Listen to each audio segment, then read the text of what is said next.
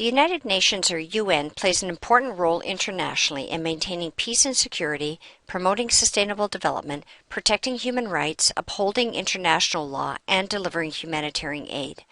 To do this work, the institution is organized into 6 main bodies, and in addition there are a number of subsidiary bodies. Together, the institutions within the UN system produce a myriad of documents intended for internal use, as well as publications to promote the work of the UN externally. The UN has also created a series of tools that enable library staff and other researchers to identify and access both official documents and publications, tools which make it possible to navigate the complicated world of this intergovernmental organization, or IGO. These tools can be used for both a broad general search as well as a more targeted one. To demonstrate the use of some of these tools, I will do a search for the following information related to Aboriginal peoples in Canada. A. General information related to the work done at the UN regarding the human rights of Aboriginal peoples, and B. The statement made at the General Assembly on September 13, 2007, when Canada refused to approve the UN Declaration on the Rights of Indigenous Peoples. To begin the search for general information related to the work of the UN on human rights of Aboriginal peoples, I begin with UMBISNet, or the UN Bibliographic Information System. This tool is the online catalog of the Dag Hammarskjöld Library, or DHL, and it includes 3 databases: bibliographic records, voting records, and index to speeches. The left-hand navigation has a number of useful links, and we'll begin by clicking on Thesaurus. Search vocabulary is always important, particularly in this case. While First Nations, Métis, and Inuit peoples may refer to themselves and be referred to as Aboriginal, in part because this terminology is enshrined in the Canadian Constitution, this might not necessarily be the term used in another context. Searching the thesaurus will identify the appropriate keywords to use. And when I search for Aboriginal, in fact, what I find is that Indigenous peoples is the terminology used in the UN context. Next, we will use the research guides and resources. This strategy is useful because it gives you access to materials which have been filtered by librarians at the DHL, and thus is an efficient way to get an overview of the resources available within the UN system.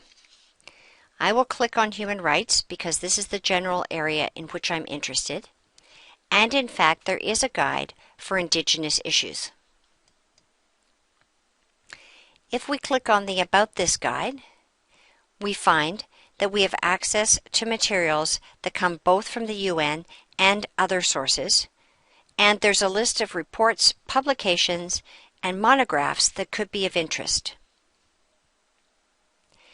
In addition, there's a link to the 15th session of the United Nations Permanent Forum on Indigenous Issues, the UNPFII, a subsidiary body under the Division for Social Policy and Development Indigenous Peoples, which in turn is a division of the Economic and Social Council. We can see that the UNPFI is one of 3 bodies mandated to deal with Indigenous issues. This website provides easy access to a number of key documents, including relevant resolutions at the General Assembly. And if we click on the list of current members and do a controlled search,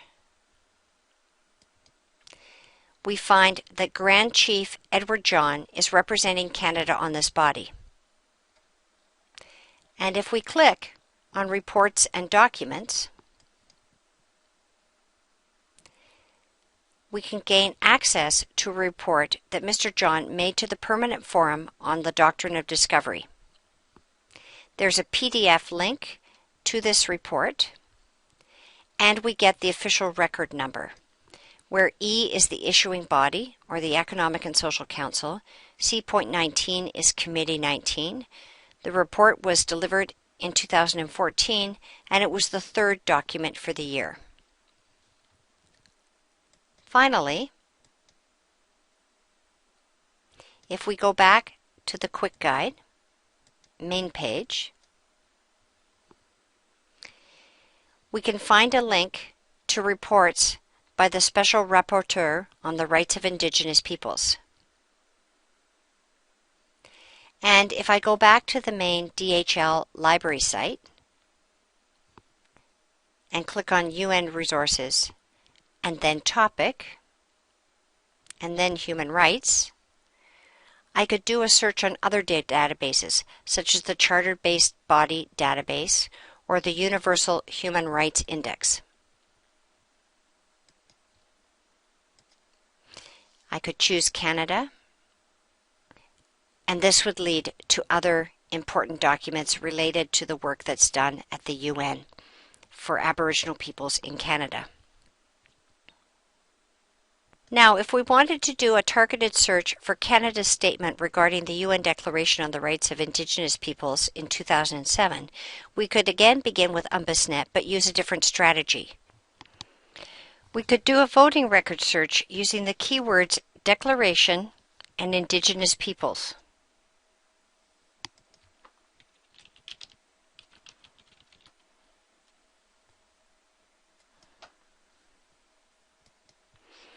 The search results give us the voting record on this resolution, and we can see that Canada voted no,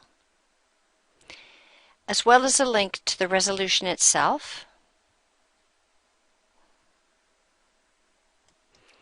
and the meeting symbol or document number that will link us to the records of the speeches on the resolution. Putting this meeting symbol into the index of speeches leads us to a link to the official document for the procès verbal and a keyword search or a controlled search on Canada takes us to Canada's statement on the Declaration, explaining the country's position and its vote against the Declaration. Other tools, of course, would be useful. For example, the official document system also allows us to use this symbol and get access to the same document. And the Yearbook of the United Nations allows us to search the pre-press years, as well as to do some historical research by looking at previous issues. Plus, UNBUSNet is a useful gateway for accessing the DHL, and we can search the catalog for documents such as the Journal of the United Nations.